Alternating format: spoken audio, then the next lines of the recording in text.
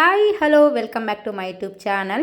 ಇನ್ನೇನೆಲ್ಲ ಪಾತ್ರೆ ಎಲ್ಲ ತೊಳ್ಕೊಟ್ಟಿದ್ದೆ. ಧ್ರುವನ್ ಕೂಡ ಎಲ್ಲ ಒರೆಸಿ ಹೆಲ್ಪ್ ಮಾಡ್ತಾ ಇದ್ದೇನೆ. ಇನ್ನೇನು ನಾಳೆ ಶಿಫ್ಟಿಂಗ್ ಇದೆ, ಹಾಗಾಗಿ ಎಲ್ಲ ಕ್ಲೀನ್ ಮಾಡ್ಕೊತಾ ಇದ್ದೀನಿ. ಒಂದು ಕಡೆಯಿಂದ ಎಲ್ಲ ಜೋಡಿಸಿ ಇಟ್ಕೊಂಡ್ರೆ ಇನ್ನು ತೊಳೆದ್ಬಿಟ್ಟು ಇಟ್ಕೊಂಡ್ರೆ ಅಲ್ಲೋಗಿ ಶಿಫ್ಟ್ ಮಾಡೋಕ್ಕೂ ಸರಿ ಹೋಗುತ್ತೆ ಅಂತ ಹೇಳಿಬಿಟ್ಟು ಎಲ್ಲ ತೊಳೆದು ಇಟ್ಕೊತಾ ಇದ್ದೀನಿ.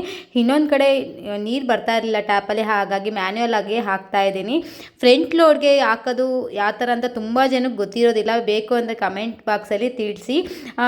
ಯಾಕಂದರೆ ನಮಗೆ ಇವಾಗ ಸಮ್ಮರ್ ಇರೋದಕ್ಕೆ ಬಾಡಿಗೆ ಮನೆಯಲ್ಲಿ ತುಂಬ ಕಷ್ಟ ಆಗುತ್ತೆ. ಯಾಕಂದರೆ ನೀರು ಸಮ್ಟೈಮ್ಸ್ ಬಿಡೋದಿಲ್ಲ, ನೀರು ಸ್ಟಾಪ್ ಆಗಿಬಿಡುತ್ತೆ. ಆ ಟೈಮಲ್ಲಿ ನಾವು ನೀರು ಸ್ಟಾಕ್ ಮಾಡ್ಕೊಂಡು ಇಟ್ಕೊಂಡಿದ್ರೆ ಬೈ ಚಾನ್ಸ್, ಆವಾಗ ನಾವು ಈ ಥರ ಮ್ಯಾನ್ಯುವಲ್ ಆಗಿ ಬಟ್ಟೆಗಳು ಹಾಕ್ಕೋಬೋದು.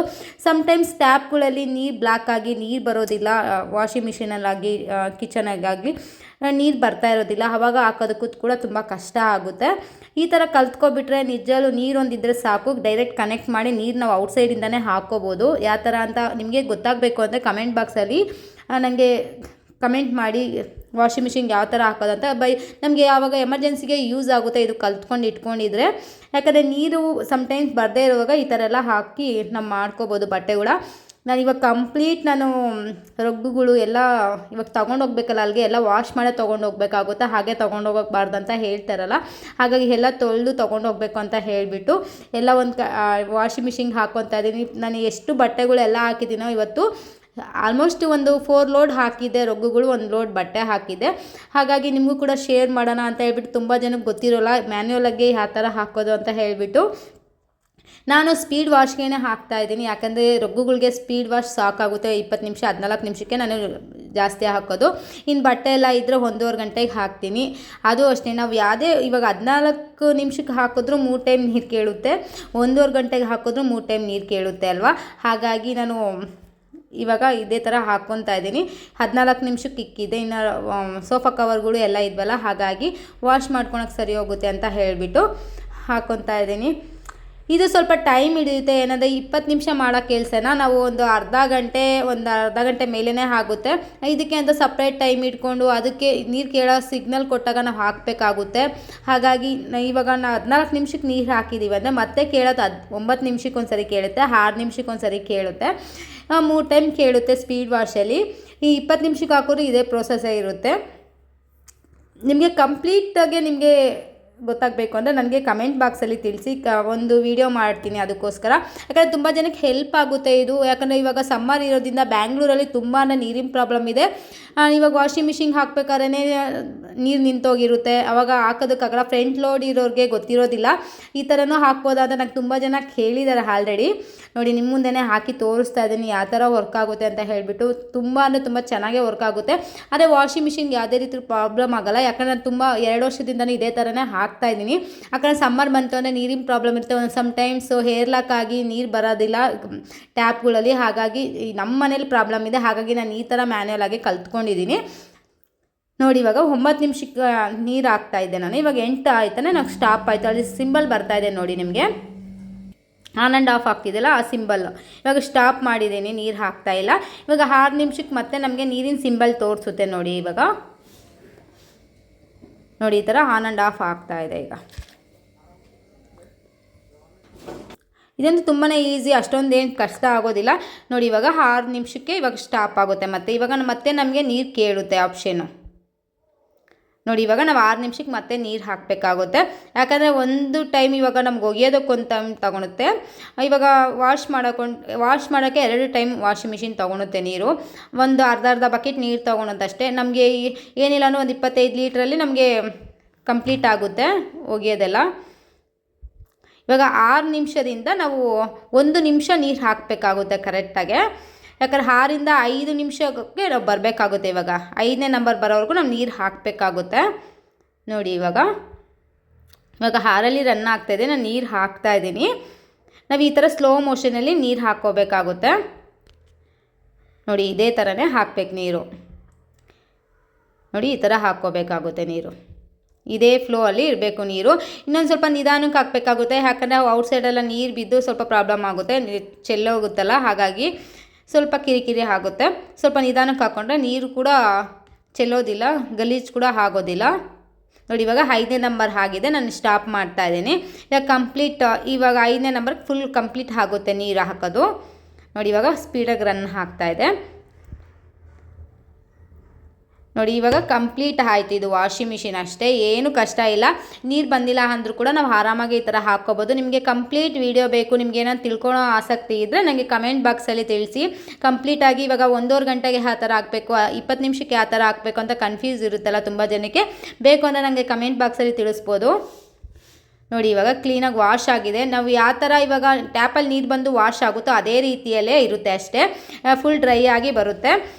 ಹಾಂ, ವಾಷಿಂಗ್ ಮಿಷಿನ್ ಕೆಲಸ ಮುಗೀತು. ಲಿಕ್ವಿಡ್ ಬೇರೆ ಖಾಲಿ ಆಗಿಬಿಟ್ಟಿತ್ತು, ಇನ್ನೇನೆಲ್ಲ ಹಾಕಬೇಕಲ್ವ ವಾಷಿಂಗ್ ಮಿಷಿನ್ಗೆ ಅಂತ ಹೇಳಿಬಿಟ್ಟು. ಇನ್ನು ಹ್ಯಾಂಡ್ ವಾಶ್ ಅಂತೂ ಮಾಡೋದಕ್ಕಾಗಲ್ಲ, ನಂಗೆ ತುಂಬಾ ಬ್ಯಾಕ್ ಫ್ಯಾಕ್ಚರ್ ಆಗಿ ನೋವು ಇರೋದ್ರಿಂದ ನನಗೆ ಹ್ಯಾಂಡ್ ವಾಶ್ ಮಾಡೋದಕ್ಕಾಗೋದಿಲ್ಲ. ಇನ್ನು ಒಯ್ಕೊಂಡು ಕುತ್ಕೊಂಡಾದ್ರೂ ಕುತ್ಕೋಬೋದು ಅಂತ ಹೇಳ್ಬಿಟ್ಟು ಇದೇ ಥರನೇ ಮ್ಯಾನ್ಯುಲಾಗಿ ಹಾಕ್ಕೊತಾ ಇದ್ದೀನಿ ಬಟ್ಟೆ ಎಲ್ಲ ವಾಶ್ ಮಾಡಿಕೊಂಡು. ಇನ್ನು ರಗ್ಗು ಬೆಡ್ಶೀಟ್ಗಳೆಲ್ಲ ಇದು ಅಷ್ಟೇ, ರೊಗ್ಗೆಲ್ಲ ನಾನು ಆ ಥರನೇ ಮ್ಯಾನ್ಯುಲಾಗೆ ಹಾಕಿದ್ದು. ರೊಗ್ಗು ಕೂಡ ನಾವು ಈ ಥರ ರೊಗ್ಗೆಲ್ಲ ಹಾಕಿದಾಗ ಒಂದು 3-3.5 ಬಕೆಟ್ ನೀರು ತೊಗೊಳುತ್ತೆ. ಯಾಕಂದರೆ ನಾವು ಬಟ್ಟೆ ಯಾವ ಥರ ಹಾಕಿದ್ದೀವೋ ಆ ಥರ ನಮಗೆ ನೀರು ತೊಗೊಳುತ್ತೆ. ಜಾಸ್ತಿ ಲೋಡೆಲ್ಲ ಹಾಕಿದಾಗ ನಮಗೆ ನೀರು ಕೂಡ ಜಾಸ್ತಿ ಹಿಡಿಯುತ್ತೆ. ಆ ನಂಬರ್ ನೋಡಿಕೊಂಡು ನಾವು ಸಿಂಬಲ್ಸ್ ನೋಡಿಕೊಂಡು ನಾವು ನೀರು ಹಾಕಬೇಕಾಗುತ್ತೆ. ನೋಡಿ ಇನ್ನೊಂದು ಕಡೆ ಎಲ್ಲ ಜೋಡಿಸಿ ಎಲ್ಲ ಇಟ್ಕೊಂಡಿದ್ದೀನಿ.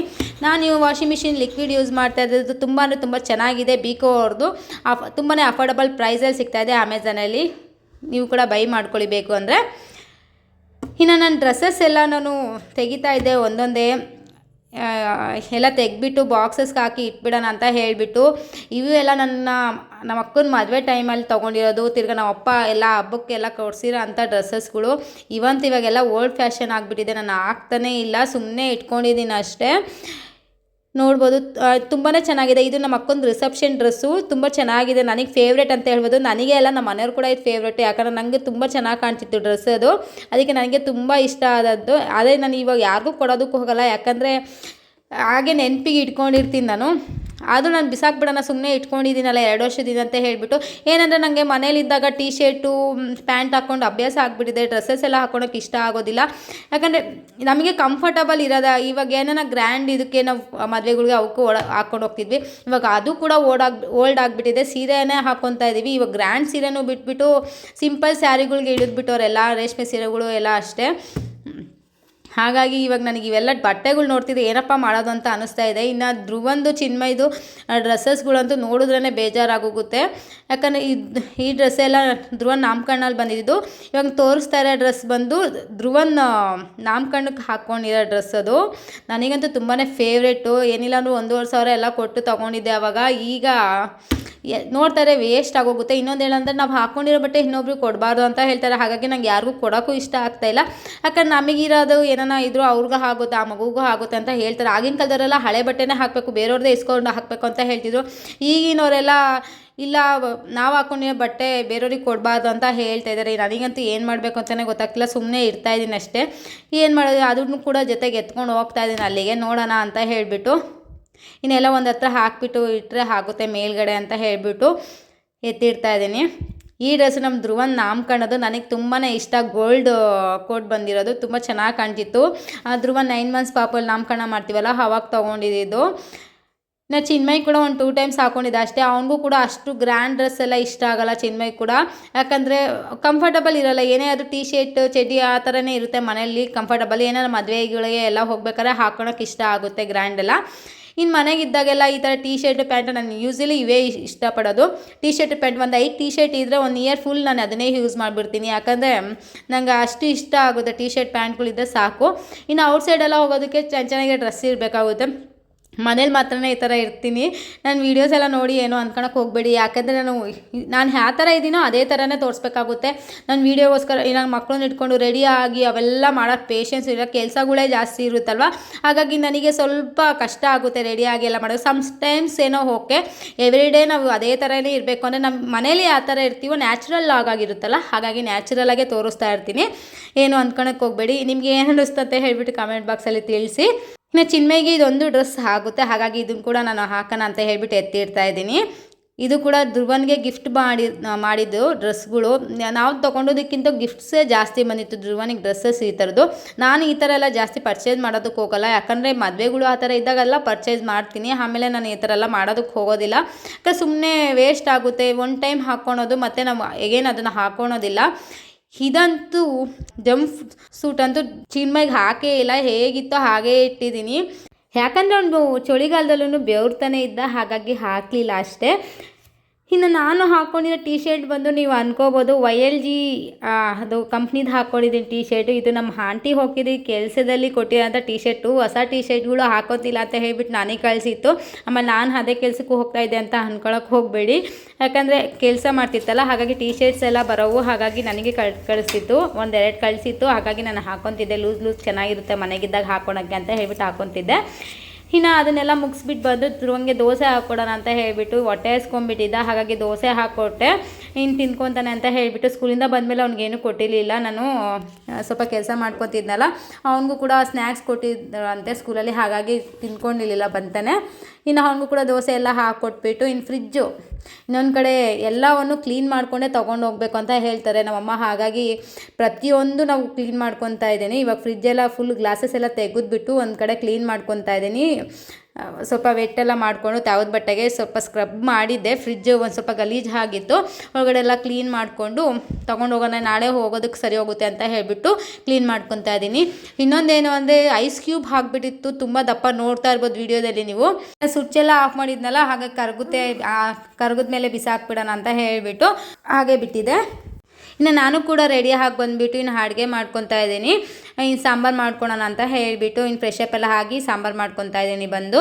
ಇನ್ನು ಚಿನ್ಮಯ್ಗೆ ಅಮ್ಮ ಆಗಿತ್ತು, ಹಾಗಾಗಿ ಏನೂ ಒಗ್ಗರಣೆ ಹಾಕಂಗಿರಲಿಲ್ಲ, ಹಾಗಾಗಿ ದಾಲ್ ಸಾಂಬಾರು ಮಾಡಿಬಿಡೋಣ ಸಿಂಪಲ್ಲಾಗಿ ಅಂತ ಹೇಳಿಬಿಟ್ಟು ನಾನು ದಾಲ್ ಸಾಂಬಾರು ಮಾಡ್ಕೊತಾ ಇದ್ದೀನಿ. ಯಾಕಂದರೆ ಬೆಳಗ್ಗೆಯಿಂದ ಕೆಲಸ ಮಾಡಿ ಸುಸ್ತಾಗ್ಬಿಟ್ಟು ಸಿಂಪಲ್ಲಾಗಿ ಅದನ್ನು ಅಡುಗೆ ಮಾಡ್ಕೊಬಿಡೋಣ ಅಂತ ಹೇಳಿಬಿಟ್ಟು ಅನ್ನ ಸಾರು ಮುದ್ದೆ ಇಷ್ಟೇ ದಾಲ್ ಸಾಂಬಾರು ಮಾಡ್ಕೊಂಡಿರೋದು. ಇನ್ನು ಒಗ್ಗರಣೆ ಹಾಕಂಗಿಲ್ಲ, ಹೆಂಚಿಡೋಂಗಿಲ್ಲ, ಅಮ್ಮ ಬಂದರೆ ಇದೊಂದು ಕಷ್ಟ ಅಂತಲೇ ಹೇಳ್ಬೋದು. ಏನೋ ಒಗ್ಗರಣೆ ಹಾಕ್ದಂಗೆ ಏನಪ್ಪ ಮಾಡ್ಬೇಕು ತಿಂಡಿ ಅನ್ನೋದೇ ನಮ್ಮ ಥಾಟ್ ಬರೋಲ್ಲ. ಯಾಕಂದರೆ ಇಡ್ಲಿ ಒಂದೇ ಮಾಡ್ಬೋದು ಒಗ್ಗರಣೆ ಹಾಕ್ದಂಗೆ, ಇನ್ನು ಯಾವುದು ಮಾಡೋದಕ್ಕೆ ಗೊತ್ತಿಲ್ಲ ನನಗೂ ಕೂಡ. ಇನ್ನು ಒಗ್ಗರಣೆ ಹಾಕ್ದಂಗೆ ತಿಂಡಿ ರೆಸಿಪೀಸ್ಗಳು ನಾನೇ ಇವಾಗ ಕಲ್ತ್ಕೋಬೇಕಾಗುತ್ತೆ. ಇದು ನೆಕ್ಸ್ಟ್ ಡೇ ಕಂಟಿನ್ಯೂಷನ್ ಲಾಗ್ ಆಗಿರುತ್ತೆ. ಇನ್ನು ಅಮ್ಮ ಕೂಡ ಬಂದರು, ಎಲ್ಲ ಪ್ಯಾಕ್ ಮಾಡ್ತಾ ಇದ್ದಾರೆ ಅಮ್ಮ ಕೂಡ. ಇನ್ನು ನೆಕ್ಸ್ಟ್ ಡೇ ಬಂತಾನೆ ಎಲ್ಲ ಕ್ಲೀನಿಂಗ್ ನಮ್ಮಮ್ಮನೂ ಎಲ್ಲ ಪ್ಯಾಕಿಂಗ್ ಮಾಡೋಕ್ಕೆ ಸ್ಟಾರ್ಟ್ ಮಾಡಿಬಿಡ್ತೀವಿ. ಯಾಕಂದರೆ ಇನ್ನು ನೆಕ್ಸ್ಟ್ ಡೇ ನಾವು ಖಾಲಿ ಮಾಡಬೇಕಾದ್ರೆ ಕಷ್ಟ ಆಗುತ್ತೆ ಅಂತ ಹೇಳಿಬಿಟ್ಟು ನಮಗೆ ಬೇಕಿರೋದು ಬೇಡದೇ ಇರೋದು ಎಲ್ಲ ಸಪ್ರೇಟ್ ಮಾಡ್ಕೊಂಡು ಇಟ್ಕೊತಾ ಇದ್ದೀನಿ. ಸೊ ಇವತ್ತಿನ ಲಾಗ್ ಇಲ್ಲಿಗೆ ಮುಗಿಸ್ತಾ ಇದ್ದೀನಿ. ಇವತ್ತಿನ ಲಾಗ್ ನಿಮ್ಗೆ ಇಷ್ಟ ಆಗಿದ್ರೆ ಪ್ಲೀಸ್ ನನ್ನ ಚಾನಲ್ನ ಸಬ್ಸ್ಕ್ರೈಬ್ ಮಾಡಿ, ಹೆಚ್ಚಿನ ವೀಡಿಯೋ ಮಾಡೋದಕ್ಕೆ ಪ್ರೋತ್ಸಾಹ ನೀಡಿ. ಯಾವ ಥರ ವೀಡಿಯೋಸ್ ಬೇಕಂತಲೂ ಕಮೆಂಟ್ ಬಾಕ್ಸಲ್ಲಿ ತಿಳಿಸ್ಬೋದು. ಅದಕ್ಕಾಗಿ ನೀವು ಮಾಡಬೇಕಾಗಿದ್ದು ಒಂದೇ ಕೆಲಸ, ನನ್ನ ಚಾನಲ್ನ ಸಬ್ಸ್ಕ್ರೈಬ್ ಮಾಡಿ ಸಪೋರ್ಟ್ ಮಾಡಿ ಅಂತ ಹೇಳ್ತಾ ಇವತ್ತಿನ ವಿಡಿಯೋ ಇಲ್ಲಿಗೆ ಮುಗಿಸ್ತಾ ಇದ್ದೀನಿ. ಇಷ್ಟ ಆಗಿದ್ರೆ ನಮ್ಮ ಚಾನಲ್ನ ಸಬ್ಸ್ಕ್ರೈಬ್ ಮಾಡಿ ಮರಿದೆ.